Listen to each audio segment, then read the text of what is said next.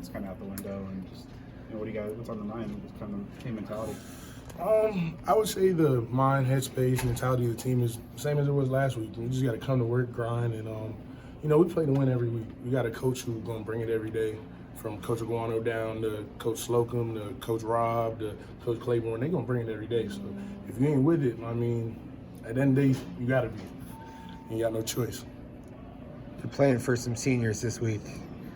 Are you having conversations about that, or are you thinking about that, or what's the mindset? This is my second senior night, so it hit the same as it hit last year. It's the last one in your home stadium, and you always want to go out with a win. Just gotta win. You know what I'm saying? Hopefully these young dudes who do get out there and play know that we ain't trying to lose our last one here, and trying to go out with a win Sunday with stadium smiling. That's what that's about. What's been the experience difference from last year to here, and the difference here, and what has been your experience at this school this year? Man, my experience here has been it's been an interesting one to say the least. It's been a very interesting almost a year now.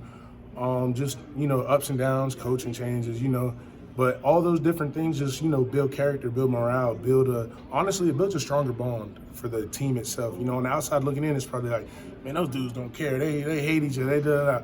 Man, this is a locker room. Everybody cool. Everybody like each other. Families fight, families argue, but families love each other, and that's the feeling in that locker room that I've got this year.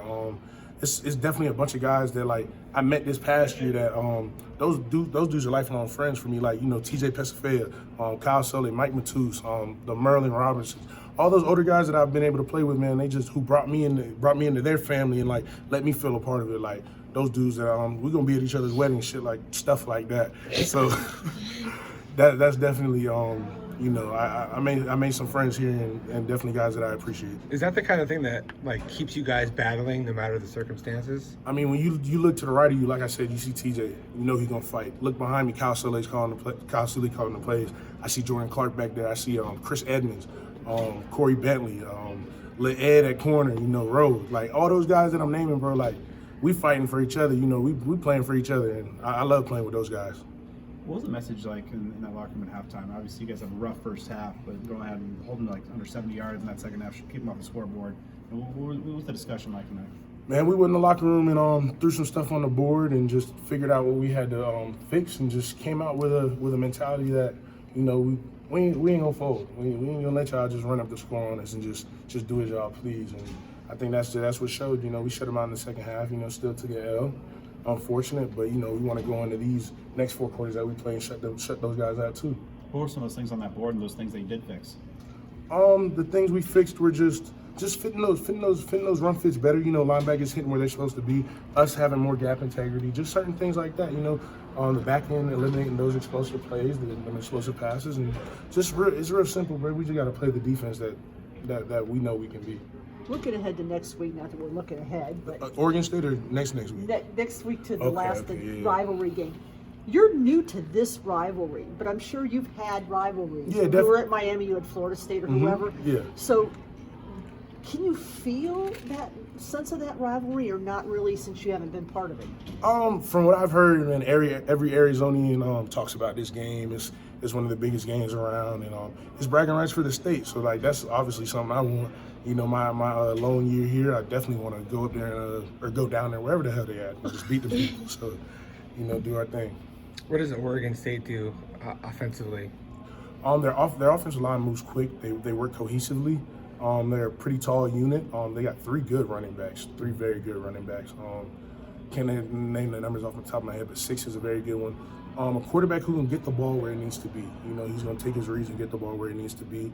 And they got their couple boots and explosive plays off their runs that they run so much. So stretch team, we just got to do what we got to do. I really don't care what they do.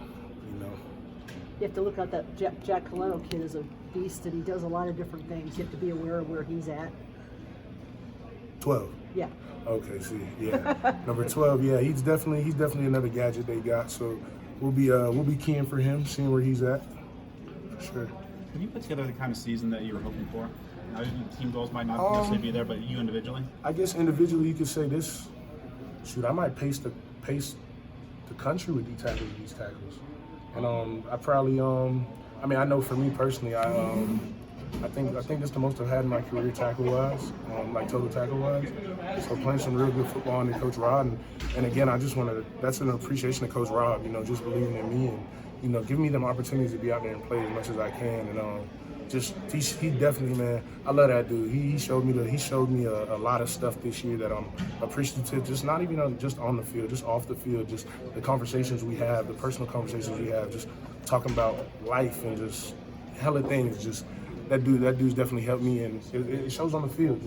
It shows on the field with the product that I've kind of been able to put out there. I've left a lot of plays out there, missed a few big ones, but never satisfied is the moral of what I guess I'm trying to say. And ultimately, I wanted to win.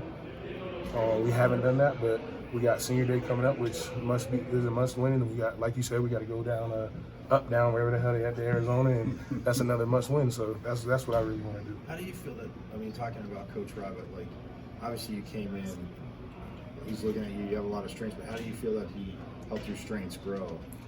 It wasn't even necessarily the strengths, man. Like I said, one of the first things Coach Rob told me was all the stuff I did wrong.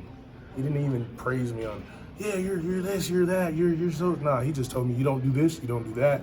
You're not good at this, but I could show you how to do it. I could show you where you can improve, and that's what he's done for me. I'm sorry, what was the question? Did I answer the question? Okay, yeah. So that's where Coach Rob lies. He's definitely just elevated my game in many ways. Just working my hands, being able to shed these blocks, my pass rush technique, just a bunch of things that may not necessarily show up on the stat sheet sometimes, but they show up when it matters. He was one of the main reasons you chose ASU, right? Definitely, one of the sole reasons for sure. Just because I wasn't, not that I wasn't used to it, but that was a coach who, like I said, he came in with all the negatives. So when he came in with all the negatives, I almost took it as a challenge.